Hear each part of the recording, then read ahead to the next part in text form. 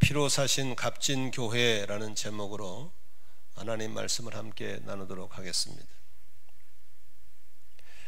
사람들은 태어날 때 아무것도 가진 것이 없이 태어났지만 살아가면서 이런 물건 저런 물건들이 내 소유가 됩니다. 저도 하나님의 은혜로 이렇게 가방 하나 들고 올라왔는데 이런 물건 저런 물건을 많이 소유하게 됐습니다. 제가 소유하고 있는 물건들을 보면은 선물로 주신 것도 있고 어디 갔더니 기념품으로 준 것도 있지만 내게 있는 것을 값진 대가를 지불하고 얻은 물건도 있습니다. 제게 있는 물건들은 아주 소중한 것도 있고 별로 소중하지 않는 것도 있습니다. 그런데 아주 소중한 물건이 있다면 무엇일까요? 그것은 거기에 값진 대가를 지불한 것, 꼭 돈만이 아니라 정성과 노력과 돈 등 값진 대가를 지불한 것이 내게는 소중한 것입니다. 그 중에 하나를 굳이 꼽으라면 제 방에 오시면 볼 수 있는 것이 큰 독수리가 날개를 펴고 있으면서 입에는 큰 구렁이 뱀을 꽉 물고 발톱으로는 뱀을 꼼짝을 잡고 있는 모습의 나무 목각형이 있습니다. 그것이 내게는 참 소중합니다. 그래서 목회를 하는 아들에게 이것을 유산으로 주려고 준비하고 있습니다.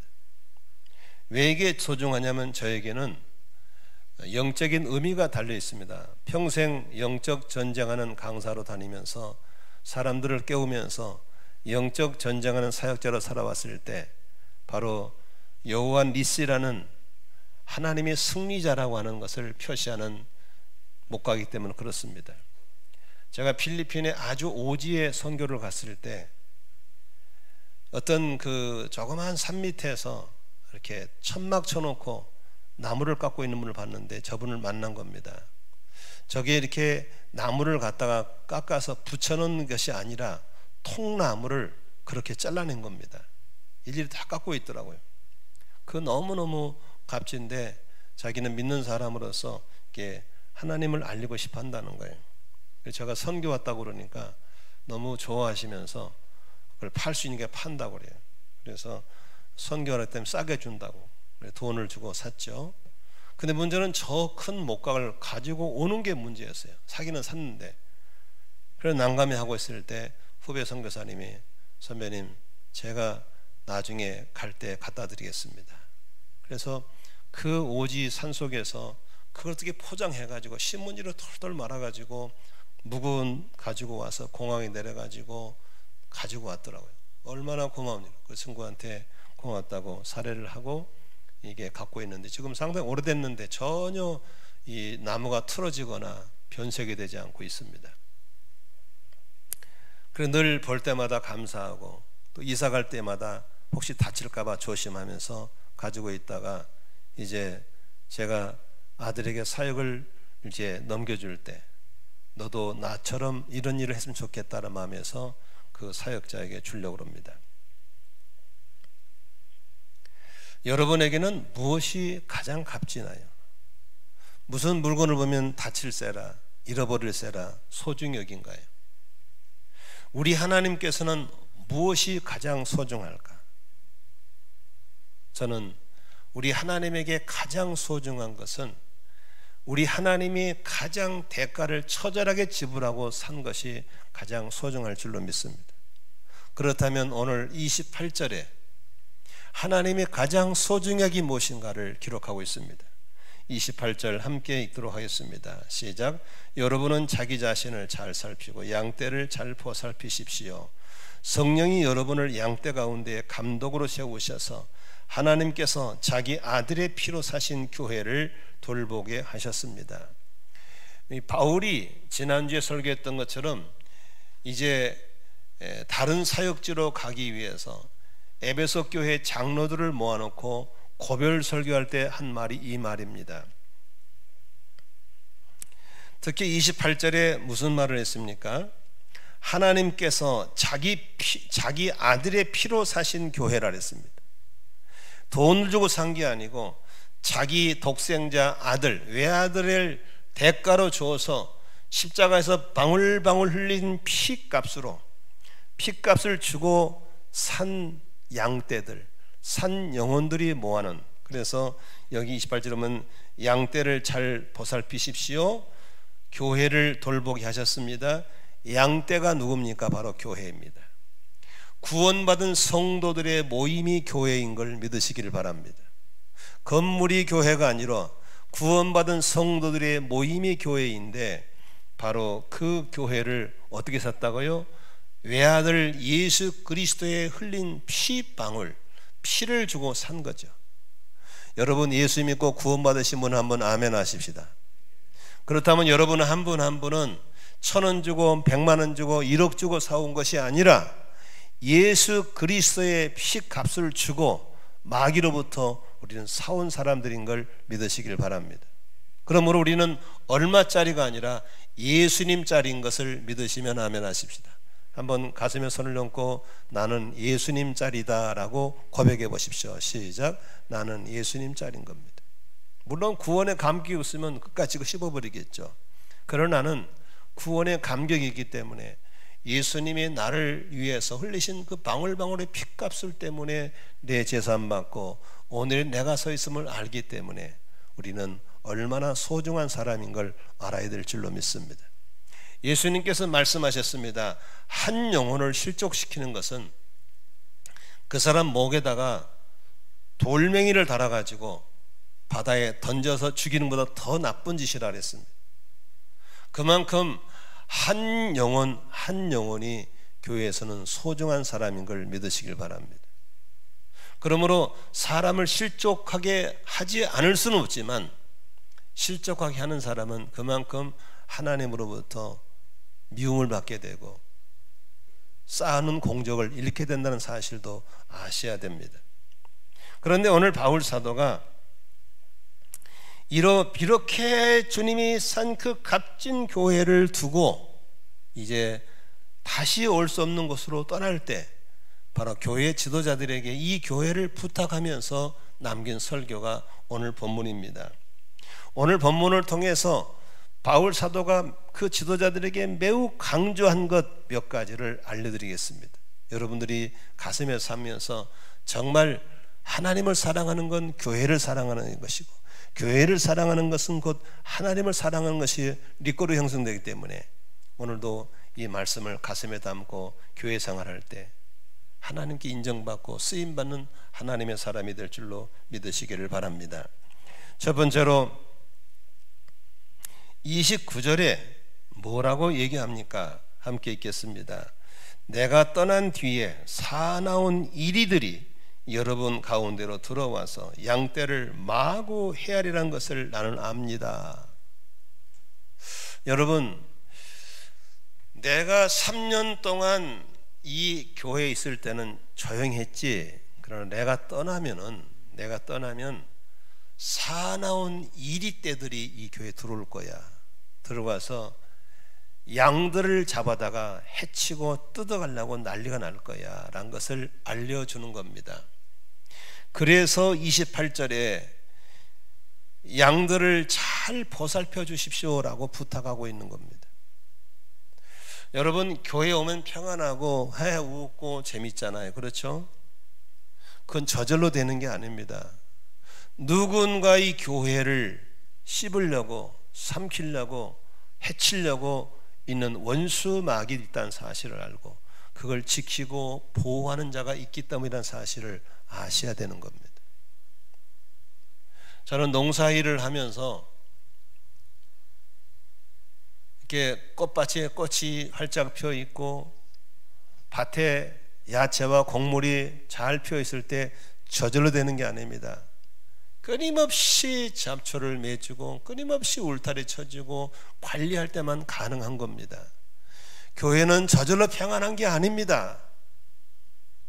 목장은 저절로 평안해지는 게 아닌 겁니다.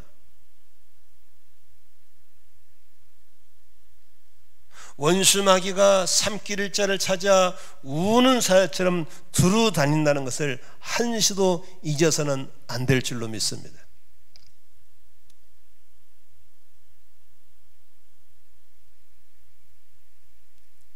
성도의 가정이 그냥 평안해지는 게 아닙니다. 목장이 그냥 평안해지는 게 아닌 겁니다. 누가복음 22장 31절 32절에 예수님이 이런 말씀을 하셨습니다. 시몬아 시몬아 보아라, 사탄이 밀처럼 너희를 체질하려고 너희를 소나기에 넣기를 요구하였다. 그러나 나는 네 믿음이 꺾이지 않도록 너를 위해서 기도하였다. 내가 다시 돌아올 때는 네 형제를 굳세게 하여라 라고 권면합니다. 사탄이 밀처럼, 여러분 이 체질왕 아시죠? 요거 이 밀처럼 여러분들을 가지고 놀려고 한다는 거예요. 그래서 내가 너를 위해 기도했다. 너도 네 형제를 굳세게 해라 라고 부탁하고 있는 겁니다. 베드로전서 5장 8절 너무나 잘 아는 구절이죠. 정신을 차리고 깨어 있으십시오. 여러분의 원수 악마가 우는 사자같이 삼킬 자를 찾아 두루 다닙니다. 믿음에 굳게 서서 악마를 맞서 싸우십시오. 여러분도 아는 대로 세상에 있는 여러분의 형제 자매들도 다 같은 고난을 겪고 있는 것입니다. 원수 악마가 삼킬 자를 찾아서 사자처럼, 굶주린 사자처럼 두루 다니고 있다고 그랬습니다. 그냥 틈만 나면 물리는 겁니다. 틈만 나면 찢기는 겁니다. 저절로 공동체가 평안한 게 절대 아닙니다. 저절로 나라가 평안해진 게 아닌 겁니다. 저절로 목장이, 저절로 가정이 평안해질 수가 없는 겁니다. 누군가 깨어서 기도하고 누군가 깨어서 감시하고 지키는 파수꾼이 필요한 걸 믿으시기를 바랍니다.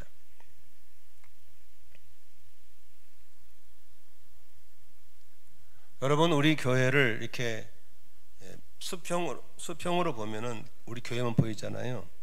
한번 드론을 띄워놔가지고 위에서 봐보세요. 드론을 띄워 위에서 보세요. 여러분 그 요새 그 인터넷 가면 지도 쳐가지고 스카이 뷰 있잖아요. 눌러보세요. 볼 수 있잖아요. 우리 교회 주변에, 안산 만나게 주변에 이 교회가 망하고 이 교회가 무너지고 목사가 타락하고 장로 권사가 타락하고 교회가 부서지라고 기도하는 무당들이 얼마나 많은 줄 아세요?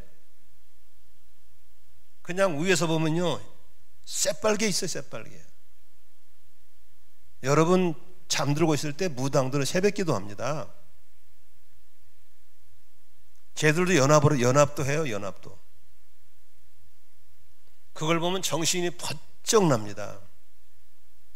야, 저놈들은 아주 교회가 분열되기를 얼마나 좋아할까, 교회가 깨지기를 얼마나 좋아할까, 지도자가 타락하기를 얼마나 좋아할까.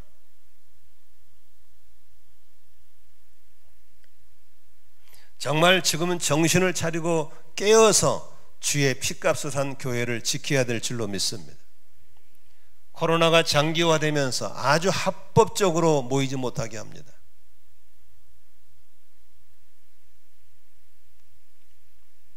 부산도 4단계, 수도권도 4단계인데 수도권은 10,000명이건 20,000명은 소용없다. 19명 모여라. 같은 4단계인데 부산은 20%까지 모이라.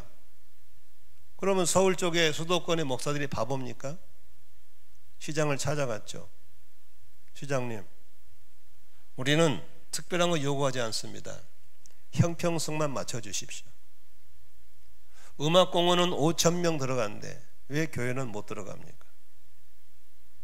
왜 부산은 20%인데 수도권만 19명이라고 제한합니까? 맞춰주십시오. 오세훈 시장님이 정말 그렇게 하고 싶지만 애로사항을 얘기하는 겁니다. 서울시 구청장 대부분이 다 민주당입니다. 서울시 시의원 대부분이 민주당입니다. 본인의 임기가 1년도 안 남았답니다. 아무것도 할 수 없답니다. 아무것도.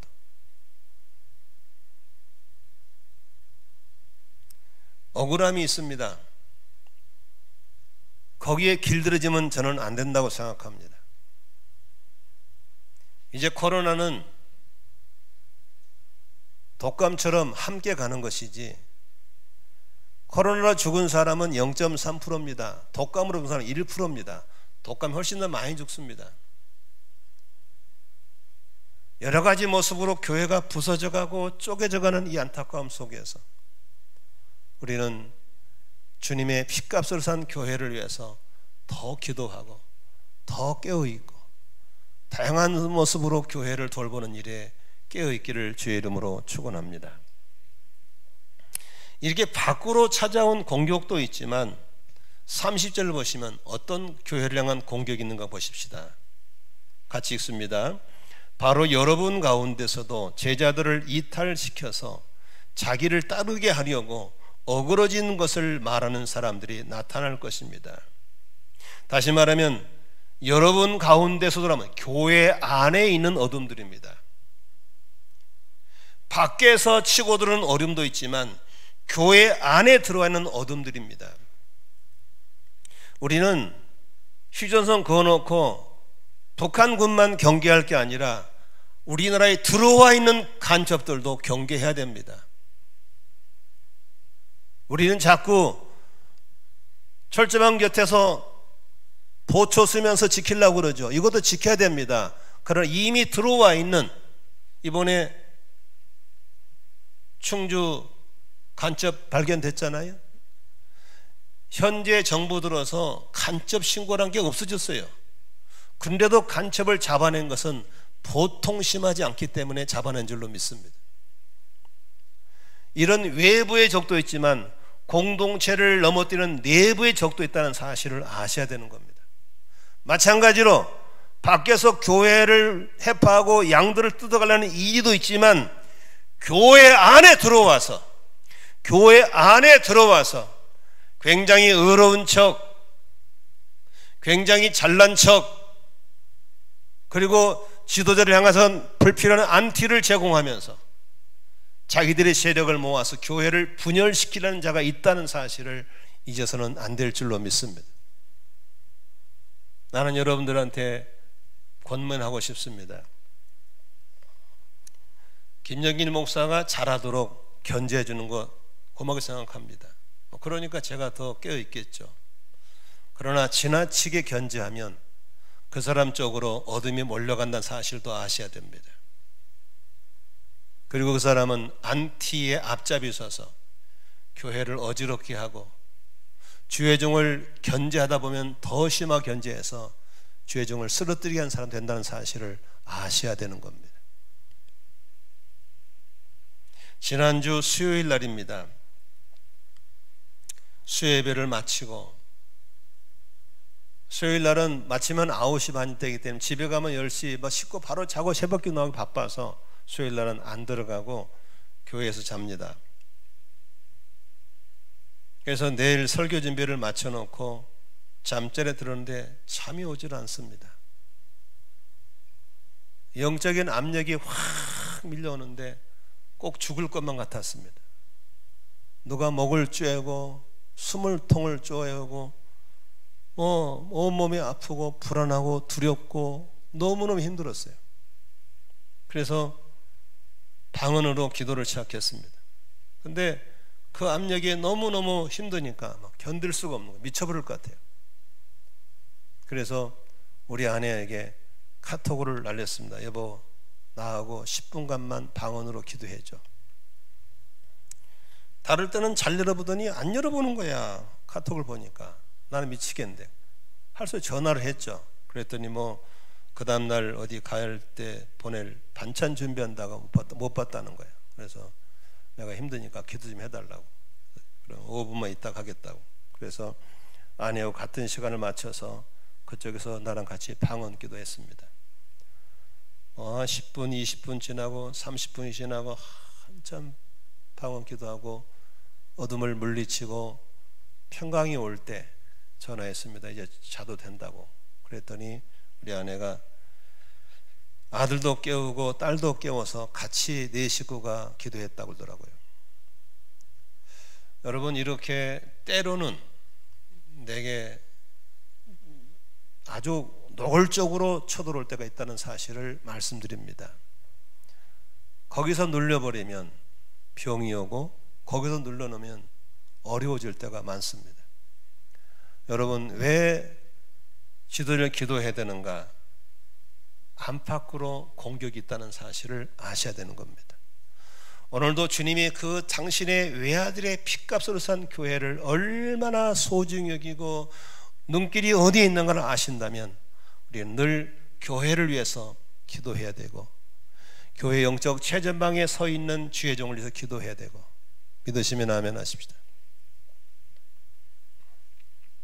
그래서 그 바울 사도가 에베소 장로들에게 강조한 것은 교회에는 깨어있는 목자, 깨어있는 지도자가 정말 중요하다는 것을 강조하고 있는 겁니다. 왜? 안과 밖에서 공동체를 삼키려고 하고 있기 때문에 중요하다는 겁니다. 그렇다면 깨어있는 목자는 어떤 사람입니까? 첫 번째로 양의 이름을 알고 불러낼 수 있어야 합니다. 요한복음 10장 3절 4절에 이렇게 써 있습니다. 문지기는 목자에게 문을 열어주고 양들은 그의 목소리를 알아듣는다. 그리고 목자는 자기 양들의 이름을 하나하나 불러서 이끌고 나간다. 자기 양들을 다 불러낸 다음에 그는 앞서서 가고 양들은 그를 따라간다. 양들이 목자의 목소리를 알고 있기 때문이다. 양과 목자의 관계는 음성을 알아듣고 그 이름을 불러낼 줄 아는 겁니다. 매우 친밀한 관계입니다. 이 설교를 들으신 분 가운데서 현재 목자로 섬기신 분들 계실 겁니다. 목자 목료 서약서가 있습니다. 서약서 세 번째 이런 항목이 있습니다. 나는 하나님의 인도함을 받기 위해 일주일에 나흘 이상 매일 20분 이상씩 기도하겠습니다. 기도할 때마다 목장 식구들의 이름을 하나하나 불러가며 기도하겠습니다. 서약하게 되어 있습니다. 이 서약을 지켜나가는 목자 목녀가 얼마나 된지에 대해서는 제가 점검을 안 해봤습니다. 그러나 많은 목자 목녀들이 이걸 읽고 사는 분들이 있는 것 같습니다. 목자 목녀는 일주일에 4번 이상은 자기 목원들의 이름을 불러가면서 기도해야 합니다. 저는 17개의 목장이 있습니다. 그리고 청소년 목장 2개, 19개가 있습니다. 저는 단 하루도 빠지지 않습니다. 반드시 내가 목자, 목녀, 가족 기도해야 됩니다. 청소년 목자 2사람도 기도합니다. 왜냐하면 그분은 나에게 맡긴 양무리를 같이 목양하는 사람들은 내게는 중요한 겁니다. 이 흐름이 흘러가지 않으면 그 목장에는 문제가 생기게 되어 있습니다. 그 목장에는, 목자가 깨어있지 않는 목장에는 이리떼가 들락거리고 그 안에서 궁시렁궁시렁 거리가 돌면서 공동체가 상처를 입고 해파된다는 사실을 볼 수 있는 것입니다. 두 번째, 목자는 양들을 위해서 자기 목숨을 줄 수 있어야 됩니다. 10장 11절 12절 보니까 나는 선한 목자다. 선한 목자는 양들을 자기 목숨을 버린다. 싹구는 목자도 아니요 장들도 자기 것이 아니므로 이리가 오는 걸 보면 양들을 버리고 달아난다. 그러면 이리가 양들을 물러가고 양떼를 흩어버린다. 그는 싹군이어서 양들을 생각하지 않기 때문이다 라고 했습니다. 바울이 설교할 때 이런 말을 합니다. 내게 있는 사명을 위해서 자기 목숨을 아끼지 않는다. 가슴이 뜨거워야 비전이고 목숨과 바꿀 수 있어야 사명이라고 그러잖아요. 바로 바울 사도는 그런 마음을 가지고 목회를 했기 때문에 원수 마귀가 들어오지 못하고 교회 안에도 잠잠한 평안이 있었을 줄로 믿습니다. 목자는 양무리를 돌보는 것은 취미생활이 아닙니다. 때로는 목숨을 내걸고 싸워야 될 부분이 바로 이 부분인 걸 볼 수 있습니다. 우리가 흔히들 수많은 목사님과 손양원 목사님을 존경하는 이유가 있습니다. 요순 반란 사건 때 공산당들이 손 목사를 죽이려고 잡으러 다닐 때 여수 여천에서 성도님들이 목사님에게 건너편에 무인도 섬으로 피신하도록 배를 준비했습니다. 그리고 태워드렸습니다. 많은 사람이 함께 건너갔습니다. 그래서 장로님들도 이제 목사님 피신시키기 안심인 줄 알고 교회 와봤더니 교회 목사님이 계신 겁니다. 아니 목사님, 피신하라니까 여기 있으면 어떡해요? 그랬더니 서 목사님이 내 양들이 위험한데 내 한 사람 살겠다고 어떻게 섬으로 도망갈 수 있습니까? 저는 그렇게 못합니다 라면서 재단에 지키다가 잡혀가서 순교 당하신 분이 손영환 목사님인 줄로 믿습니다. 이런 훌륭한 어르신이, 예수님을 닮은 훌륭한 어르신이 우리 한국교회에 있었기 때문에 지금까지 그 정신을 이어받은 분들이 교회를 지켰고 사수했기 때문에 지금 130년의 한국교회를 유지하게 된 줄로 믿습니다. 우리 사랑하는 성도 여러분, 우리는 그 교회 안에 들어온 양들을 지켜야 되고 평강을 지켜야 되고 밖에서 들어온 이리떼를 막아줘야 되고 안에서 들어와 있는 이상한 사람들을 막아내는 일들을 위해서 우리가 그렇게 깨어 기도해야 될 줄로 믿습니다. 양들을 푸른 풀밭과 쉴만한 물가로 인도해주는 목자가 있어야 합니다. 시편 23편에 보니까 다윗은 이렇게 노래합니다. 주님은 나의 목자시니 내게 부족함이 없어라. 나를 푸른 풀밭에 누이시며 쉴만한 물가로 인도하신다. 나에게 다시 새 힘을 주시고 당신의 이름을 위하여 바른 길로 나를 인도하신다라고 했습니다. 목자는 주의 지팡이와 막대기를 들고 다니는 사람입니다. 23편 4절에 내가 비록 죽음의 그늘 골짜기로 다닐지라도 주님께서 나와 함께 계시고 주님의 막대기와 지팡이로 나를 보살펴 주시니 나에게는 두려움이 없습니다. 목자는 언제나 양들 곁에 있어야 되고 양들의 눈을 떼면 안 되는 겁니다.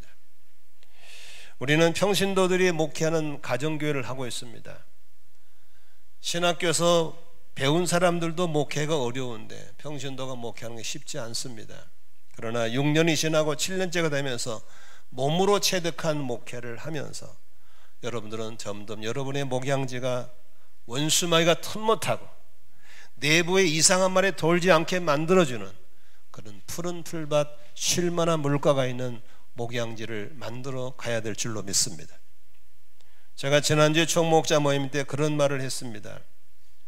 목장이 잘 안 되는 이유가 있다. 이유는 아는 대로 하지 마시고 배운 대로 하라고 그랬습니다. 그동안에 이것저것에서 많은 것을 알고 있는 것을 실천한 것이 목장이 아닙니다. 배운 대로 하는 겁니다. 반드시 세축이 이루어져야 됩니다. 세축이 이루어지면 인격이 바뀌지 않습니다. 우리 목장 식구가 주일 예배 나오게 만들고 목장 모임에 나오게 만들고 상공부의 이 삼각을 이루어지도록 도와주는 것이 목자가 할 일입니다. 절대 가르쳐주지 말고 보여주는 겁니다. 영혼군의 제자를 만드는 본질을 놔서는 절대로 안 되는 겁니다. 짬밥순으로 일을 시키지 말고 은사별로 일을 맡겨야 됩니다. 군림하고 다스릴 것이 아니라 그 사람을 성공시키겠다는 섬김의 자세로 갈 때 목장은 될 수밖에 없고 수많은 사례가 있습니다. 오늘도 이렇게 안팎으로 사단이가 길고 들어오고 있는 가운데 목장을 지키기 위해서는 이렇게 깨어있는 지도자들, 깨어있는 목자, 이서 같이 기도해주고 함께 섬겨주는 성도가 있을 때 주의 핏값을 하는 값진 교회는 보존되고 지켜질 줄로 믿으시기를 바랍니다. 이제 안과 밖에 위기가 놓인 교회를 위해서 바울의 처방은 두 가지입니다. 어떤 처방을 주셨을까요? 31절 같이 읽겠습니다. 시작. 그러므로 여러분은 깨어 있어서 내가 3년 동안 밤낮 쉬지 않고 각 사람을 눈물로 훈계하던 것을 기억하십시오. 기억하라는 겁니다. 뭘요? 눈물로 훈계하던 것을 기억하라는 겁니다. 왜 눈물로 훈계했겠어요? 너무나도 안타까우니까.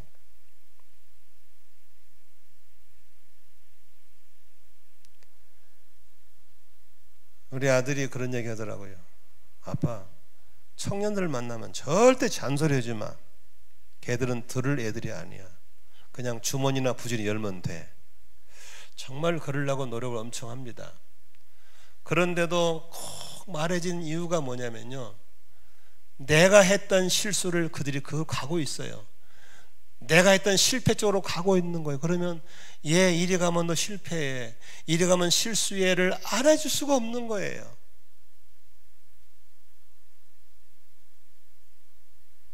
안 해주는 것이 이해하는 것인지 해주는 게 이해하는지 헷갈릴 때가 너무 많은 거예요. 그래서 나는 그 생각해요. 너희들이 나한테 질문을 하면 좋겠다. 질문도 안 해요.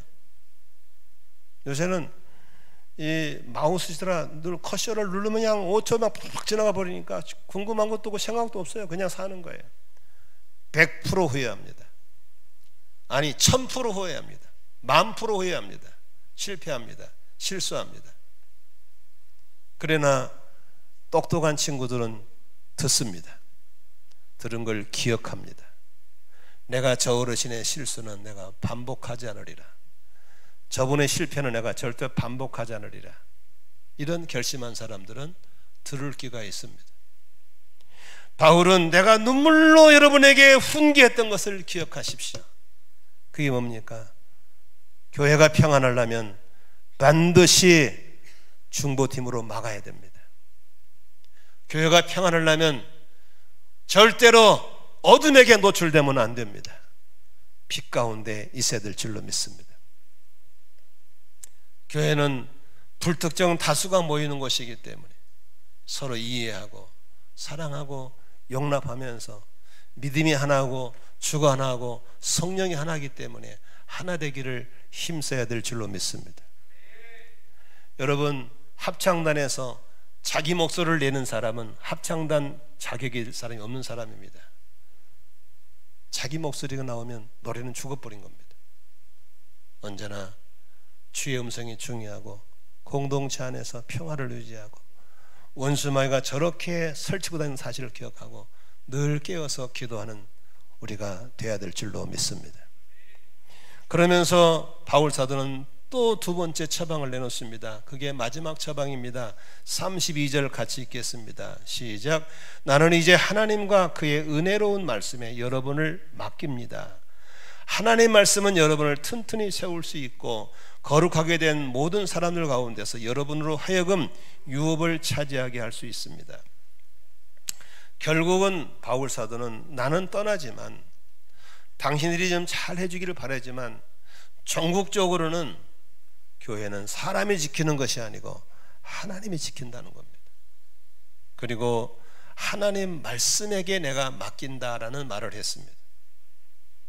말씀은 살았고 운동력이 있어서 좌우의 날선 어떤 검보다도 예리해서 영과 혼과 관절과 골수를 찔러서 쪼개는 역사가 일어날 줄로 믿습니다.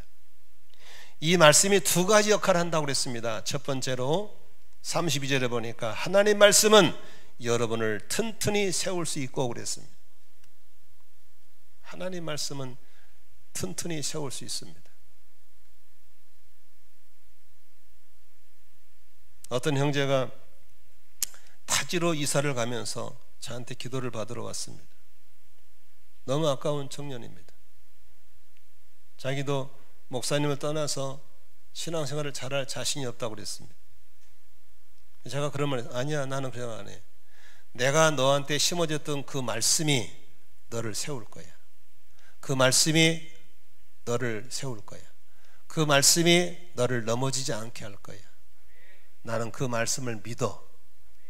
믿으시면 아멘 합시다. 하나님의 말씀이 우리를 세우는 겁니다.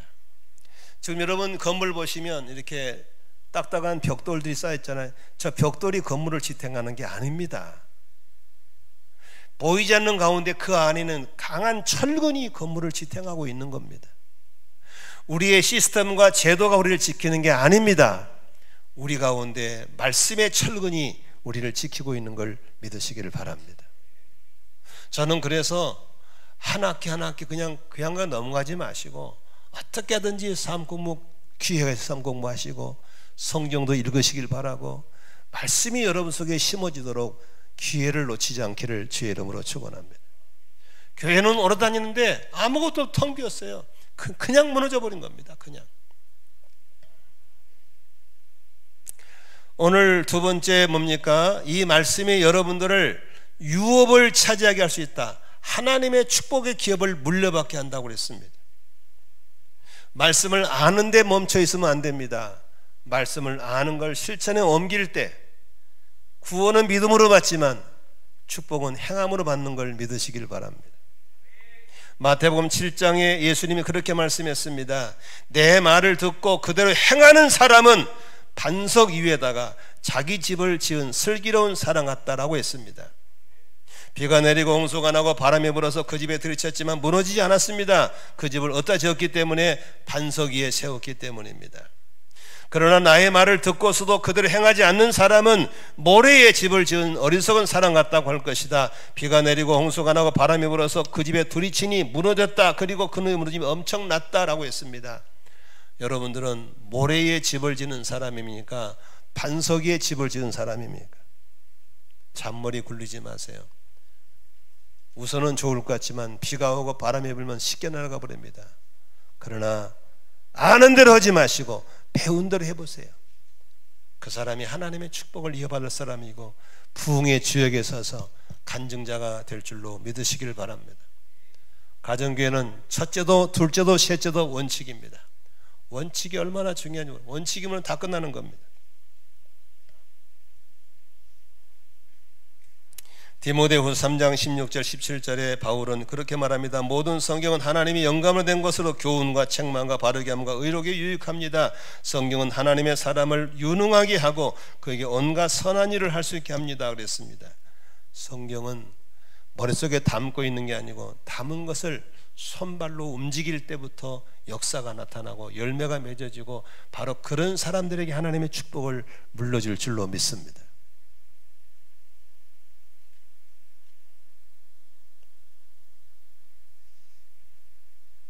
말씀의 결론 맺겠습니다. 사울이란 청년이 성도를 괴롭히고 교회를 회파시킬 때 예수님이 찾아와서 그렇게 말씀했습니다. 사도행전 9장 4절에 그는 땅에 엎드러졌다. 그리고 그는 사울아 사울아 네가 왜 나를 핍박하느냐 하는 음성을 들었습니다. 그래서 주님 누구십니까 하고 물으니 나는 네가 핍박하는 예수다 그랬습니다. 주님은 성도와 연결된 분이었어요. 교회와 연결되신 분이었어요. 교회가 아프면 주님이 아프고 성도가 괴로우면 주님이 괴로웠어요. 얼마나 주님과 교회는 밀접한 관계인 걸 아시죠? 교회가 웃으면 주님이 웃으시고 교회가 울면 주님도 울고 있고 교회가 아프면 주님도 아프고 교회가 행복하면 주님도 행복하셨어요. 이게 바로 핏값으로 산 교회인 것을 믿으시기를 바랍니다. 우리는 행복해야 합니다. 제가 얼마 전에 우리 목자 면담하면서 그런 얘기를 했습니다. 우리 성도들이 교회에서 막 울고 깔깔 웃고 청년들이 웃고 올 때마다 내가 무슨 마음을 가진지 아세요? 하나님, 내가 죽는 한이 있더라도 저들의 웃음을 지켜주고 싶습니다. 저 행복을 지켜주고 싶습니다. 나 때문에 교회가 웃음을 잃거나 나 때문에 교회가 슬퍼지면 안 됩니다. 하나님, 저 웃음을 지켜주고 싶습니다. 내가 그랬어요. 목자님, 저를 좀 도와주셔야 됩니다. 저를 기도해 주셔야 됩니다. 주님의 교회는 행복해야 되고 웃음이 있어야 되고 할렐루야, 소망이 있어야 될 줄로 믿습니다. 와동에서 어떤 교회가 하나 있었습니다. 상당히 큰 교회고 잘 목회했던 교회입니다. 목사님이 은퇴하시고 후임자가 왔습니다. 2년 만에 교회가 파토났습니다. 교회가 찢겨지고 울고 불고 난리 나고 그 목사님이 교회를 나가면서 교인을 데리고 개척을 했는데 바로 앞에 딱 개척을 해버렸어요. 그리고 새로 후임자를 어떤 큰 교회에서 부목사를 모시다가 들어왔어요. 그런 새로 오신 부목사님이 제가 잘 아는 목사예요. 내가 보니까 그 친구도 설교를 들어보고 하는 거 보니까 몇 년 안 가겠더라고. 또 날아가게 생겼더라고. 그래서 할 수 없이 제가 전화를 했어요. 그리고 포도바구니 이론이라는 게 있어요. 그것을 설명해 줬어요. 정신을 번쩍 차리면서 목사님 정말 감사합니다. 내가 포도바운이 이론을 몰랐더라면 저도 똑같은 일을 당할 뻔했습니다. 여러분, 교회는 평안하고 평안한 게 아닙니다. 항상 밖에서 마귀 새끼가 그냥 이리 때 투입시키려고 으르렁거리고 있죠. 안에서는 어둠의 조종을 받은 자들이 다니면서 계속 어그러진 말로 성도들 편을 나누기 시작하죠. 이런 것이 교회인 겁니다. 그러니 주님이 자기의 아들의 핏값을 산 교회를 얼마나 사랑하고 얼마나 안타까워하겠습니까? 지도자가 중요합니다. 기도해야 되고 스스로 기도해야 되고 지도자를 보호해야 될 줄로 믿습니다.